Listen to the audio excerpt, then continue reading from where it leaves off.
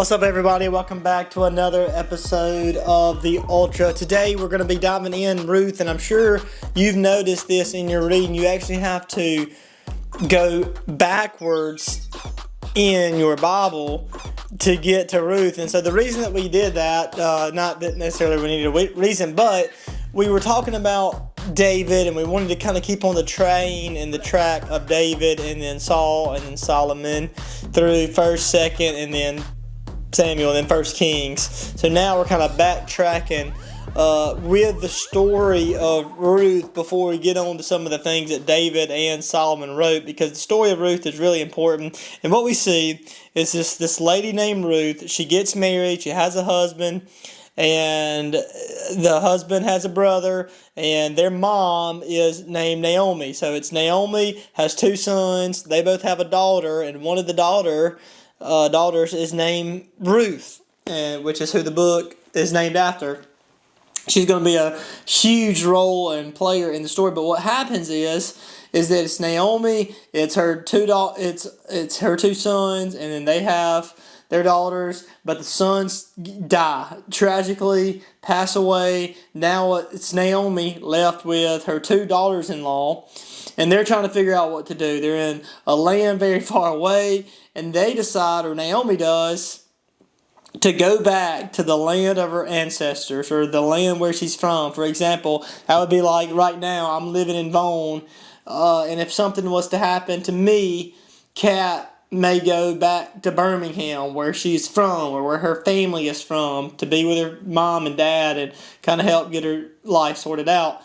Something tragic was to happen to me. In that same way, because something happened to the sons, now Naomi is going back to the land of her dad, and the land of her just kin and relatives, and she tells her 2 daughters-in-law, go back to your own land also. You need to go back, find another husband, do something, go back to where you came from, basically. Not in a mean way, but just in a way to say you need to kind of get on with your life, So, so one does. Actually, one turned around, she's like, you're right, I'm going back to my homeland, and she does. But Ruth is saying, Naomi, you are my family. Like, you are all I know. I've been with you for so long. You are a really godly woman. I want your gods to be my gods. I want your people to be my people. I'm following you. We're family, and I'm following my family, so I'm following you. So that's what Ruth says to Naomi. Naomi argues about it a little bit, and then they continue to go on. And so now they're going back to Naomi's homeland, the land of the promise. And in one day, there's this principle that they had in Israel, which is called like gleaning the field. It would basically be like, I'm trying to explain this a little bit. Imagine a cotton gin, or cotton tractor, or combine, whatever it's called, cotton picker. It goes over a field and it gets most of the cotton, right? Like it gets 95% probably of the cotton.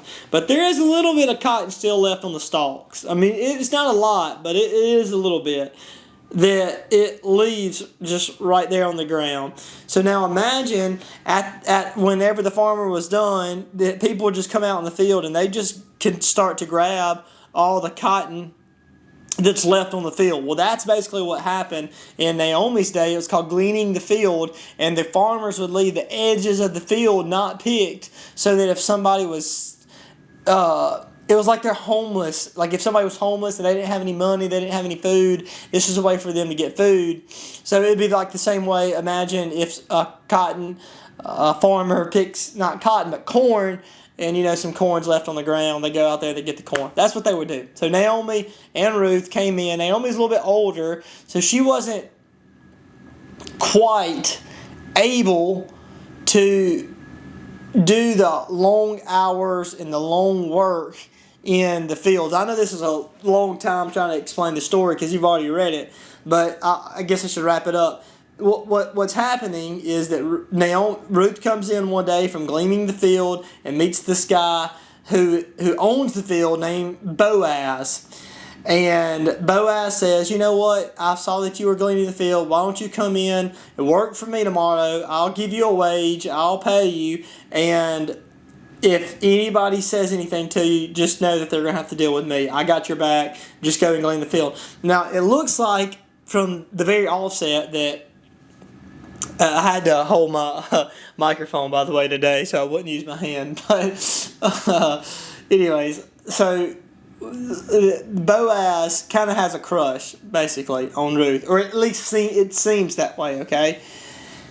And so he finds out about her story, finds out about Naomi. He's like, man, we're relatives. Me and Naomi, what? It's just this cool thing where God kind of was working behind the scenes. He worked everything together. And I do think it was God, not coincidence, by the way.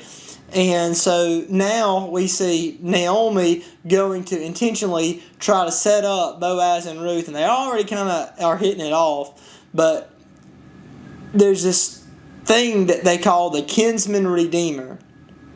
So what the kinsman redeemer is, and I'm no Jewish scholar by any means, so I'm going to try to explain this to the best of my abilities, but if somebody was to die, like, for example, if I was to die, Cat would be husbandless. So back in those days, I would have a kinsman redeemer, meaning that somebody in my family who would take on the responsibility of caring for Cat and taking care of Cat. They didn't have mutual care funds or life insurance or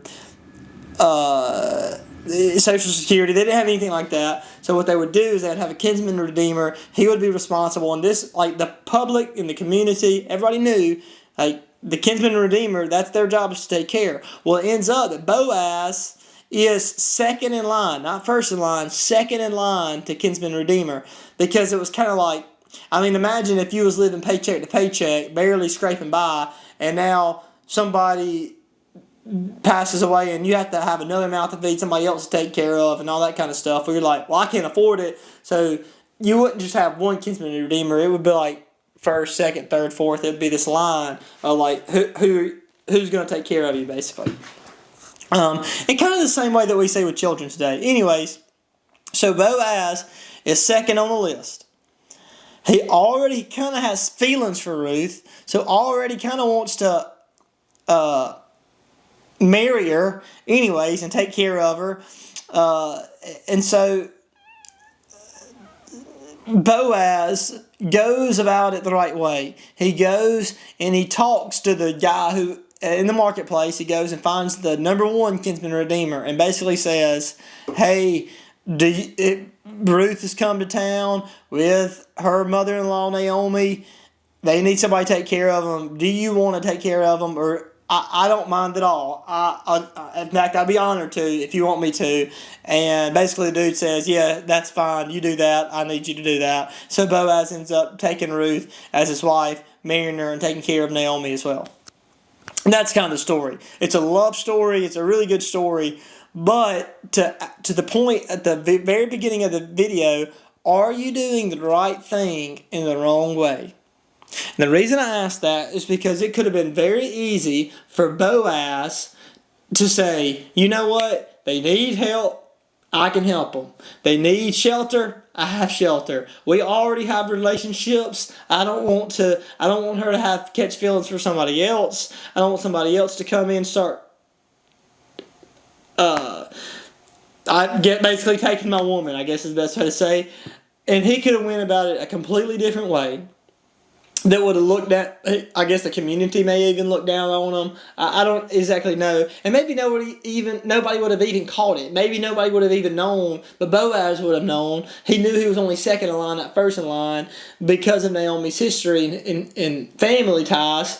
So he goes in the marketplace, in front of all the elders, in front of everybody, and says, hey man, look, this is what's happening. This is the way that it's working out. Do you want to take Ruth or do you want me to? I don't mind. And so he goes about it the right way. And in our lives, in your life, how easy could it have been if we were Boaz just to say, you know what, that's a lot of extra work, that's a lot of in the public square, that's a lot in the public eye, I don't really feel like doing all that kind of stuff. She needs somebody to help her. I'm here. I guess is what I'm trying to say is, are you going about the right thing? Is good thing, but doing it in a wrong way. And for my life, I can see definitely there have been a lot of times that I was trying to serve God, I was trying to do the right thing, but I did not do it in a way I believe that was like pleasing God. So even to some of the young kids listening maybe right now, specifically some of the young kids listening right now, you may be trying to do the right thing. You may be trying to make the grades. You may be trying to stay pure. You may be trying to hang around with the right crowds, but you may be doing it in a way that's not necessarily pleasing to God. And so, even to some of the older ones among us who are listening right now, are you doing something that you believe is a good thing, a right thing, but doing it in something that may not be ultra pleasing to God? And He may want you to take one or two more steps to make sure you do it in the right way.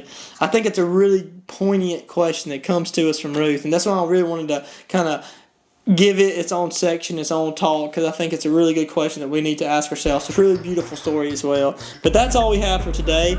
Tomorrow, we are going to be, I believe, in Ezra and Nehemiah. I think that's what we're journeying into. I'll leave it in the end of this video because, to be honest, I haven't even looked at our schedule. So I'll leave it in the bottom of this video, a link, and you'll be able to see what we have coming up next. But anyways, until then, I'll see y'all later. Peace.